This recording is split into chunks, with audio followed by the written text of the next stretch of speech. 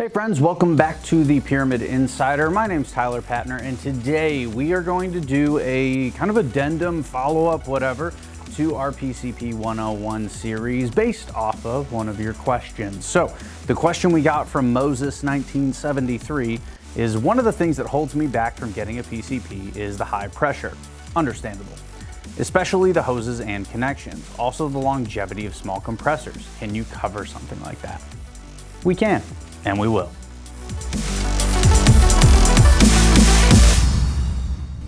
All right, well, thank you for the question, Moses. I'm gonna try and piece this out in a way that hopefully will make sense to those of you out there, because I realize after this comment came in, we didn't really talk about all of the fittings. We did a little bit on male and female.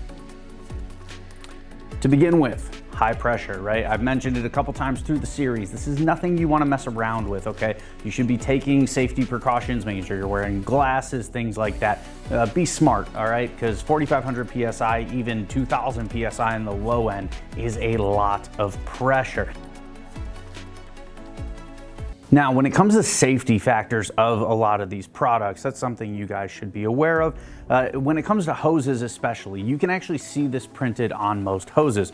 In this case, this guy, 63 MPa. So MPa is another unit of pressure, megapascals, which is in addition to bar and PSI. So 63 MPa is around 9,000 PSI, somewhere in that ballpark. So this is rated to a little over 9,000 PSI, which is obviously a greater pressure than anything you're going to be filling with or filling through this hose, right?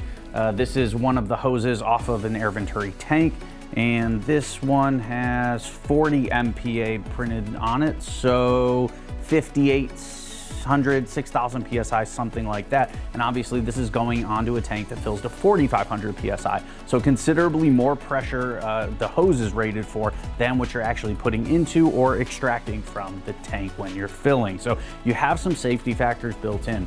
Now in terms of tanks themselves, tanks actually get tested to 5/3 over the fill pressure. So in this case, if you fill a carbon fiber tank to 4,500 PSI, they test them to 7,500. And that's not anywhere even close to what the burst pressure of one of those tanks is. I've seen some testing videos of this in the past. They usually go in the 20 to 25,000 PSI range. That's a lot. But let's talk about probes, fittings, and all of that stuff, and then we'll get to the compressor part of your question last. Here we go. So there are two basic types of fittings that we need to be aware of. One, male quick disconnect fittings, all right? That is this little nipple style fitting that you will see on a lot of things. Now this individual one we sell as an adapter to thread onto various things. Fill probes, for example, right? Like you see on this air arms fitting. They also come pre-machined onto a lot of fill probes as well. So that is a male quick disconnect fitting. Very important and something you will see on a lot of guns because it's very easy to use. The second one of those is a female quick disconnect fitting, like this air venturi right here. Now, a common feature of a female quick disconnect fitting is that it will have a snap collar that a male goes into. If that doesn't illustrate the male and female thing, guys. So anyway, this is a female quick disconnect fitting. Be aware of it. You may need it one day to go on the end of a hose to fill something, or you might need it for an adapter or something like that, right? We sell a few different varieties of them. This is an FX one, slightly longer than the air venturi one. We also sell a Sabre tactical version that's way longer than this. So if you have something with a male QD recessed into a stock like many of the FX guns do, that's why they send it with the longer one. So these can be handy to have, but basically they are all the same. And they use a series of ball bearings that actually lock around the male, and that's what secures it. Now, one thing I will say, if you are not buying some of this stuff from Pyramyd Air, you do want to be aware of how many ball bearings are inside of your QD fitting, all right? This one has 6. Most of the ones we sell, in fact, all of the ones we sell have at least 6. I think 6 is the most common number. I'm not actually aware of anything greater than that. But the reason I say 6 ball bearings on the inside of this is because some CO2 and lower pressure devices have less than that. and that could be a problem if you attempt to use them for a high pressure air situation. So 6 ball bearings, you should be all good to go. And they do also make these in a variety of materials as well. You will see some out of like brass or sometimes a different coated material. As long as it's rated on the manufacturers or on our website for use in 3000 PSI and up, whatever your application is, you'll be okay, all right? We test these things here on our end, and many of the manufacturers here domestically in the US that import these goods test them as well. Now that we've covered QDs, let's talk about fill probes. Now, fill probes are a general thing in the air gun world. Some manufacturers use them. Some guns have QDs built onto them, right? This is all gonna be depending upon what gun you have and then what you're filling that gun with. I believe we showed you the PCP hookup section of the website that's on all of our PCP product pages. In one of the past videos, it's a handy tool if you're not sure what fittings you have. But most commonly, you'll see a fill probe like this. Now, if it doesn't have a QD machined onto it already, like this one does, you will have 1/8 BSPP threads on the end, and that is made for one of two things. Number one is for you to attach a quick disconnect to, so those pieces thread together. There's a seal on the inside of this, and that will hold the pressure. Or it's made for you to attach to the end of your fill hose. Now, the fill hose is threaded 1/8 BSPP female. The probe is 1/8 BSPP male. Again, just threads right in, okay? Sometimes you'll need an extra seal, dowdy washer, something like that involved. In this case, you don't, but there are many varieties of fill probes out there from different manufacturers that do have the 1/8 BSPP threading. So getting yourself a male QD to go on the end of it is very handy if you're gonna be switching from gun to gun to gun that you are filling and need different fill probes, or need to connect your hose directly to the gun because it has a male QD built onto it. So that's fill probes in a nutshell. And like I said, there are many varieties of them. But one of the more common things that you will see is this stick style probe that I'm holding here. And it has 2 O-rings on it and a through hole, which I'm not sure if Brian's gonna be able to show you, but the air actually goes through your hose and through this hole and corresponds to a hole in the gun itself. Now I have an Air Venturi Micro Strike here. I'll pull the fill probe out. You can see, same idea. It has a hole in it, and when you insert it, those 2 O-rings create a seal around a corresponding fill hole inside of the cylinder here that the air flows through once pressure starts going. And then there's a check valve on the other side, so when you degas it, the check valve closes and retains whatever air pressure and volume that you've put into the cylinder. Pretty simple conceptually, and this one has a male QD built onto the end of it.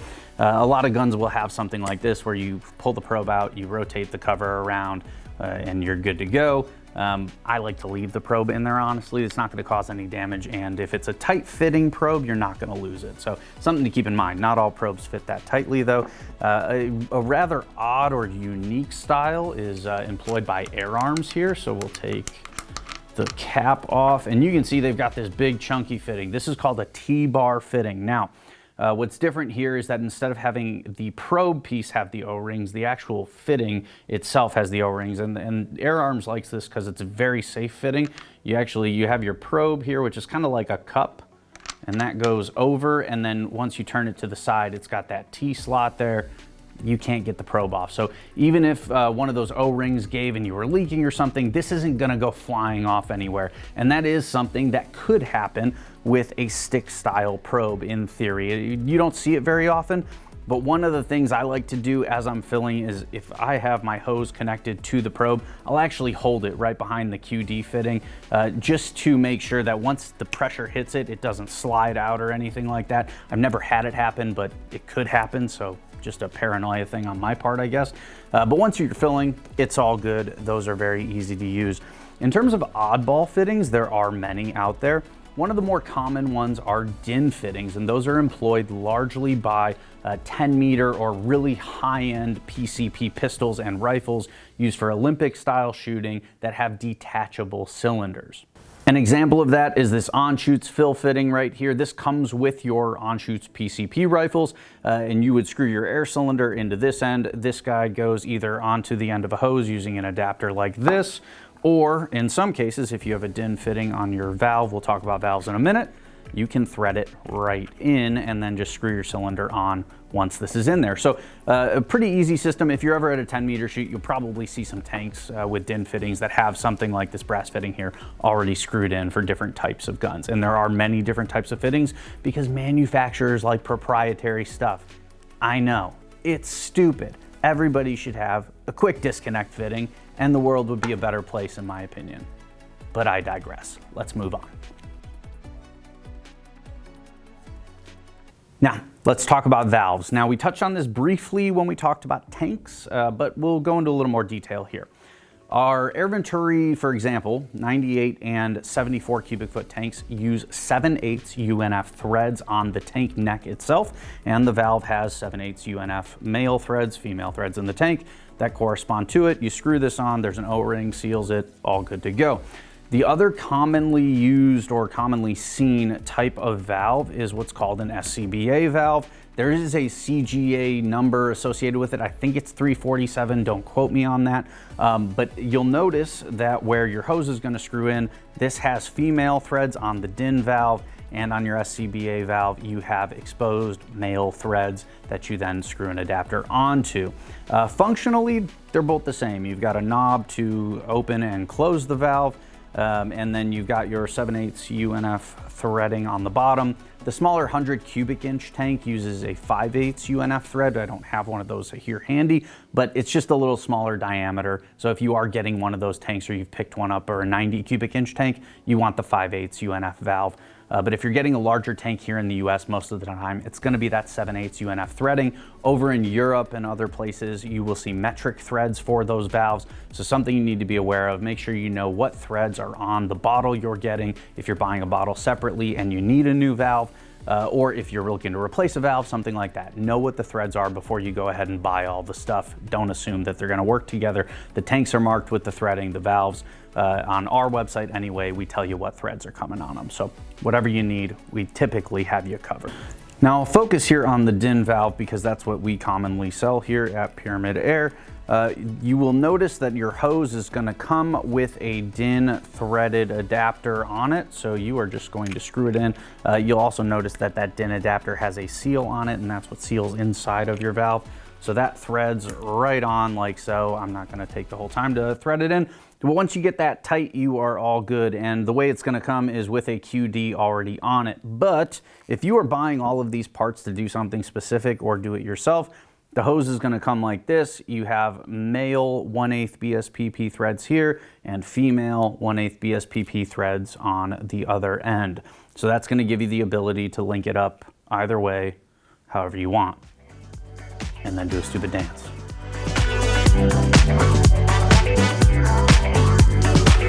You can cut that out. No. Now let's talk about this PCP compressor longevity thing. The reality is, guys, with a gun, a compressor, a tank, any of it, right? Because it's held together by O-rings or seals, there is the potential for you to have to reseal it at some point. It's perfectly reasonable to think that way. But from a longevity standpoint, you know, most of your compressor units have a 1-year warranty. A lot of guns go from 1 year to 5 years, right? So the manufacturer is kind of giving you an idea of what that longevity looks like before you may run into issues. Now, there are a lot of electrical components built in here, so depending on what kind of source you're attaching it to can cause some problems as well. But for the most part, a lot of these compressors will provide you at least many years of reliable use if you're using them intermittently. If your use of one of these compressors is daily, you are going to have to reseal it at some point, probably within the first year or two. That would be my expectation because you've got a lot of moving parts inside and those seals are going to wear with time and use. But there's so many variables that go into determining the potential issues that could arise from your use, not just frequency, but also the environment you use them in. If you pull this guy out in Florida in the middle of the summer and you're pulling air in from that humid environment, it is going to cause more moisture to get into the unit and potentially cause you issues. The same thing would be true if you were to take a hand pump out and pump up your gun outside in Florida or in a very humid environment. You guys get the idea. I'm just giving you an example. I'm not saying it's going to happen. I'm just saying that that is a potential possibility that could happen if you're in that environment. If you are in a more humid climate, do it inside in a climate controlled environment. If you need to run the compressor a couple times, you're out, and you got to hook it up to your car battery or whatever, that's fine. All right. You just don't want to always be using it in a super humid environment. The reality is that a lot of these didn't exist before 2017, and we're under 10 years in terms of a decade, right? Of them being available in the market. So it would be unreasonable for me to tell you it'll last you 10 years, just based on that alone. Math.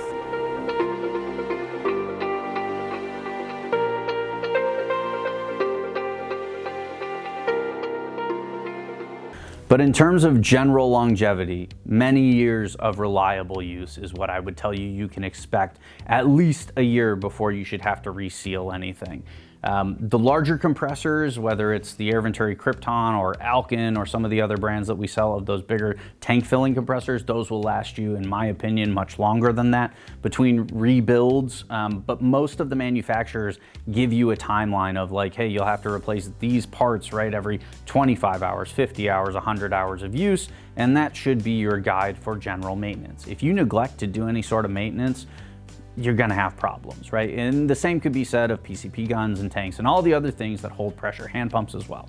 So just something to keep in mind. But in general, these work pretty darn well. And there's a good reason they've become so popular out there and even overtaken tanks in terms of their popularity because it's air on demand whenever you need it and you don't have to rely on somebody else to fill it, which is awesome.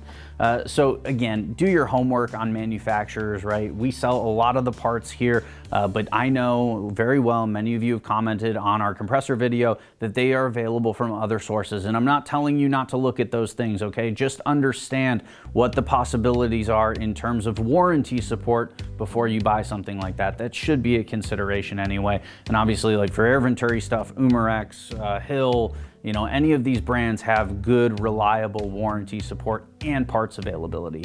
I can't necessarily say the same for some of those things you see on other websites or marketplaces on the internet. So just something to keep in mind, guys.